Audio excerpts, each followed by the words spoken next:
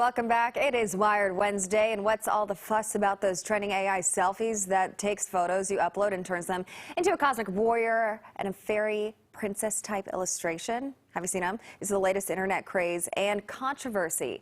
Nationally syndicated Tech Life columnist Jennifer Jolly joins us now to explain. Jen, I started to do it, but then it wanted to take my money, so I didn't try it. Did you try it? Yes, I have, for professional reasons, of course. And you're exactly right. AI selfies and their critics are absolutely taking the internet and our social media feeds by storm.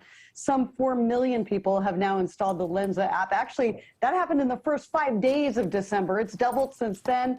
And people during those same 5 days spent $8.2 million.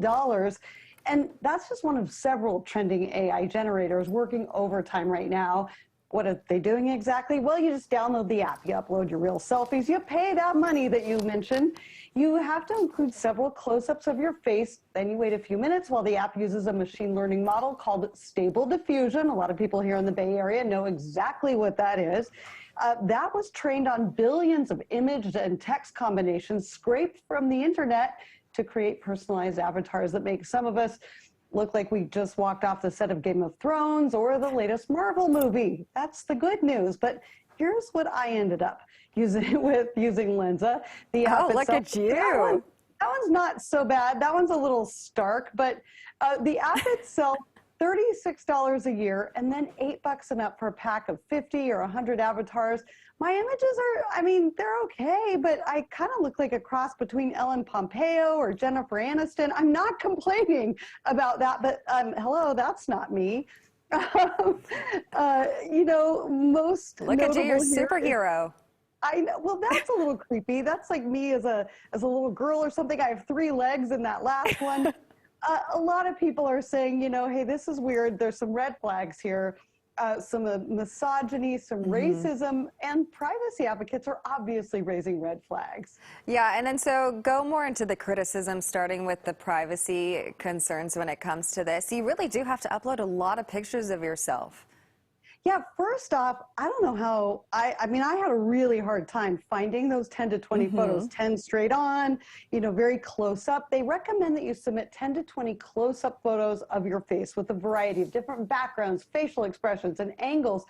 That means you're uploading a lot of really sensitive bio data to an app, which should always give you cause for concern. I mean, Lensa says they get rid of your photos and those artistic images, all of it, right after they generate your avatars. But they're also getting used to, hey, that's not bad. They're also getting used to train those algorithms to perform and show better and better results. But of course, there's more to it too. The giant collection of images and artwork used to train that AI, well, those have been scraped from the internet without much discretion or consent. Listen to this, Amanda, and everybody who's doing this right now, you can check whether your images or artwork have been associated with this system to train the AI at a site called haveibeentrained.com. I suggest y'all do it right now because I did it and my image has been used to train those overall AI images. That's a little creepy, isn't it? I don't like that. That does not make me feel very comfortable about that. Ooh, scary. So there's also the potential for exploitation and harassment. You mentioned misogyny and racism. So tell us more about those issues, because that's really important too.